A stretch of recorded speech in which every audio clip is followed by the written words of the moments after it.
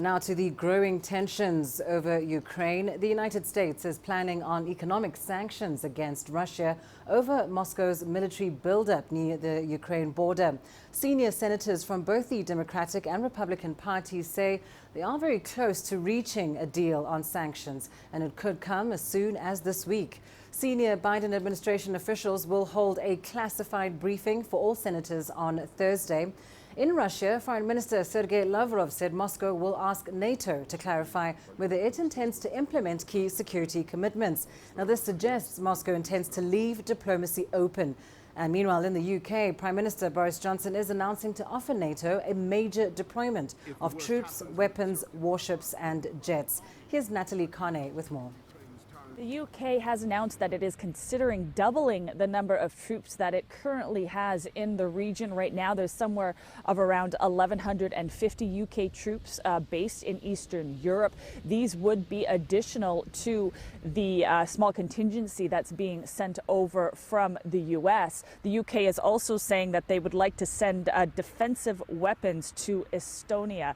The Prime Minister of the UK, Boris Johnson, says that this move will send a clear message to the Russian President Vladimir Putin, who has built up quite a substantial military presence along 3 different Ukrainian fronts. The Prime Minister of the UK, Boris Johnson, tweeted earlier on Sunday that the picture on Ukraine's borders looked increasingly concerning and urged Russia to engage in negotiations and avoid a reckless and catastrophic invasion. The British Prime Minister is expected in the region next week and is expected to hold a telephone conversation with the Russian president. Meanwhile, NATO troops may be gathering in Eastern Europe. However, according to the Secretary General of NATO, Jens Stoltenberg, they will not be crossing the border and joining the troops in non-NATO Ukraine. We have no plans to deploy NATO combat troops to Ukraine. NATO allies have trainers there. We help them from NATO with building capacity, modernizing their defenses, including their cyber defenses.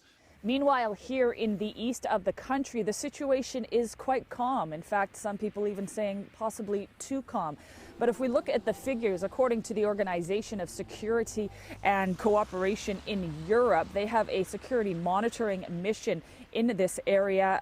They have registered 11 violations in the Donetsk Oblast, which is where we are right now, in the last 24 hours. But if you look at the previous 24 hours from that, the number was upwards of 173. However, military exercises do continue near the conflict lines here on the Ukrainian side. And we're also continuing to see Ukrainian civilians sign up to become army reservists in order to help support the Ukrainian army should Russian forces cross the border into the Ukraine. In fact, Kiev is hoping to establish these sort of reservist military forces in every region close to the conflict zone.